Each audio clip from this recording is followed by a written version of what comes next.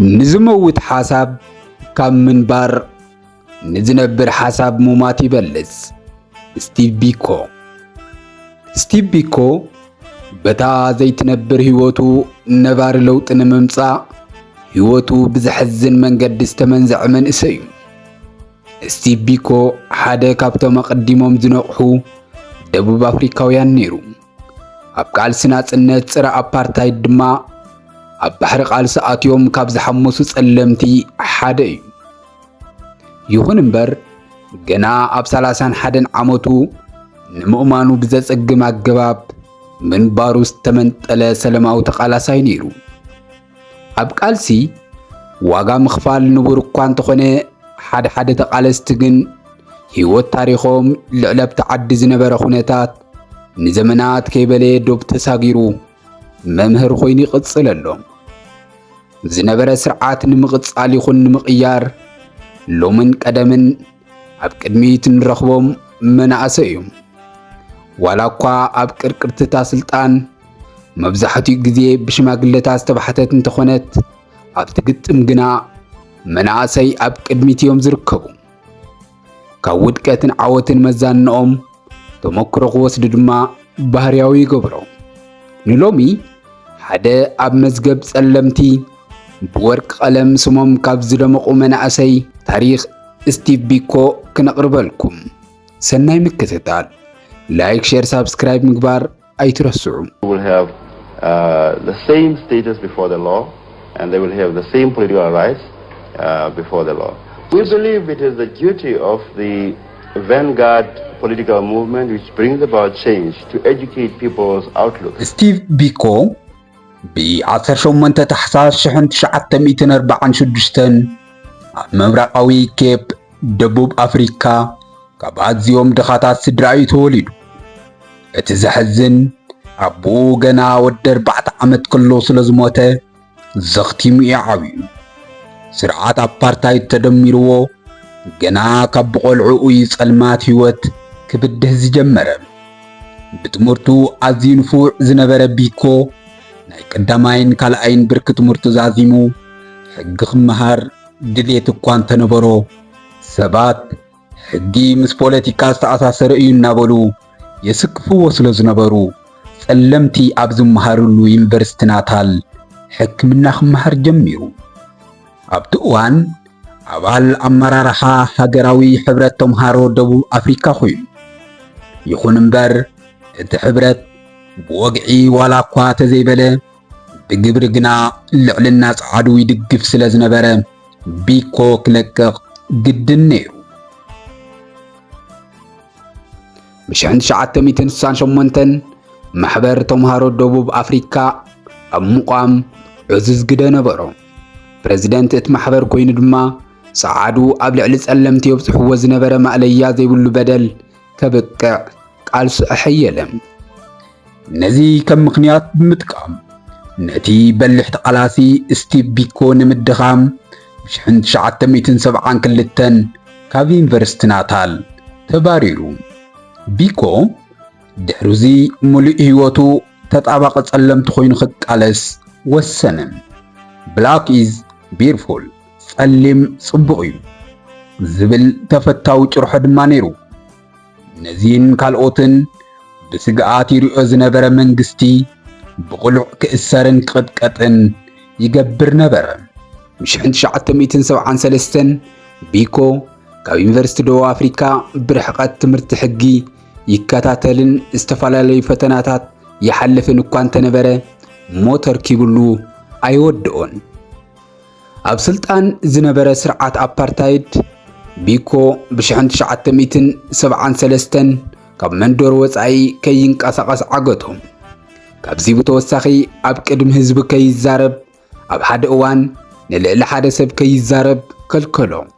ኣባል ፖለቲካዊ ውድብ ከይኸውን እውን ተኣገደ። ከምኡውን መራኸቢ ሓፋሽ ከይጥቀም ብዕሊ ከልከሎ። ቢኮ ኣብ ደርባን ዝጀመሮ ምንቅስቓስ ክቕጽል ዋላ ተዘይከኣለ ዘሚሊ ትረስት ፈንድ ዝበሃል ትካል መስሪቱ ፖለቲካዊ እሱራትን ቤተሰቦምን ምሕጋዝ ቀጸለሉ። ናይ ውዳበ ጸለምቲ ህዝብታት ዝብል ፕሬዝደንት ኮይኑ ዝተመረጸ ስቲቭ ቢኮ ሕጊ ጽረ ሽብር ጥሒስካ ተባሂሉ ኣብ ውሽጢ 2 ዓመት 4 ግዜ ተታሒዙን ተመርሚሩን እዩ። ሓያሎ ጸቕጥታት ድማ በፂሕዎ እዩ። ንሱ ግና ናጽነት ብርሑቕ የማዕዱ ስለ ዝነበረ ህዝቡ ኣብ ምንቃሕ መናእሰይ ኣብ ምውዳብ ብዕዙ ዝነጠፈ።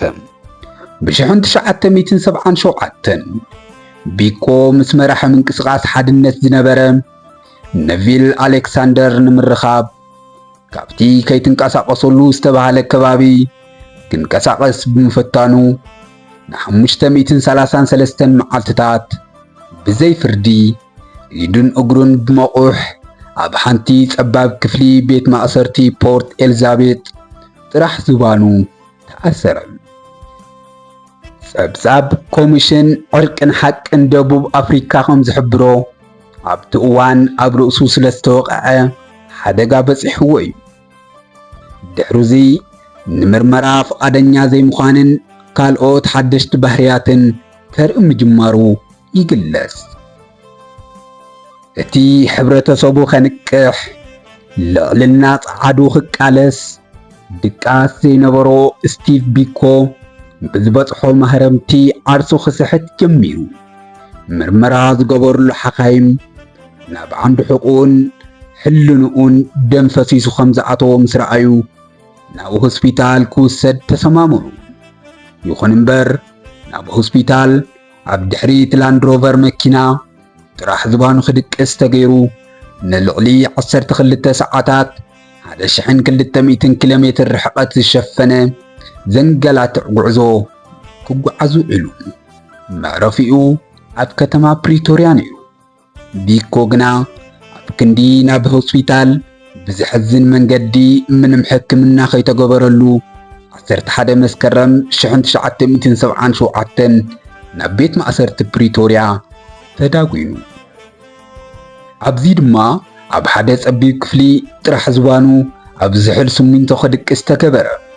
ኣብ ርእሱ እዚ ሓደጋው ንኻምስሓት ተደሚርዎ ስቲቭ ቢኮ ትንፋሱ ጸኒሓ ንህዝቡ ከገልግል እኳ እንተደለየ ኣይኮነሉን። ንዝተበደሉ ክጣበቕ ድኽነቱ ዘይዓገቶ ፍትሒ ኸንግስ ቦታ ዘይገደቦ ስቲቭ ቢኮ ህይወቱ ግና ብግፍዒ ተንከራቲታ ልዕሊ ዓቕሙ ኮይናቶ ኣብ ዝሕል ሲሚንቶ ተሳቂዩ።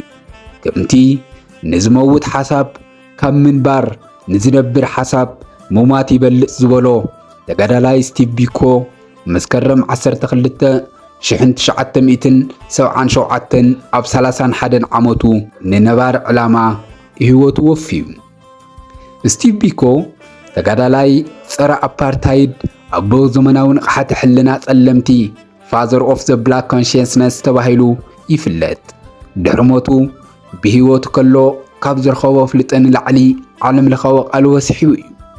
ኣብ ብዙሓት ከተማታት ሰልፍታት መሬት ተንቀጥቂጡ ብዝበጽሖ ግፍዒ ህይወቱ ክምልስ ተዘይከኣለ ድሕሪ ሞት ስቲቭ ቢኮ ቤት ምክሪ ጸጥታ ሕቡራት መንግስታት ነቲ ስርዓት ማዕቀብ ኣጽዋር ገይሩሉ እዩ። ቤተሰብ ስቲቭ ቢኮ ብመንግስቲ ደቡብ ኣፍሪካ $25,000 ካሕሳ ተኸፊልዎም እዩ። ብስሙ ድማ ፋውንዴሽን ተኸፊትሉ። ቢኮ ንምዝካር ኣብ ደቡብ ኣፍሪካ ኣብ ሆላንድ ዝተፈላለዩ መንገድታት፣ ሙዚየማት፣ ሓወልትታት ተሰሪሑሉን ተሰይሙን እዩ። መስከረም 12 ዓመታዊ ክብረ በዓል መዘከሪ ስቲቭ ቢኮ ኮይና ደቡብ ኣፍሪካውያን በብዓመቱ ይዝክርዋ ኣለዉ። ሎሚ ንዝኾነ ዕላማ ዝቃለስ ሰብ ካብ ስቲቭ ቢኮ ብዙሕ ነገር ከም ዝወስድ ብምትእምማን ናይ ሎሚ መደብና ክንክንብት ከምቲ ልሙድ ርእይቶኹም ይፈለየና። ናብ ካልኦት ክባጻሕ ድማ ሼር ምግባር ኣይንረስዕ። ንቻነልና ሓደሽቲ ዝኾንኩም ድማ ሳብስክራይብ ግበሩ።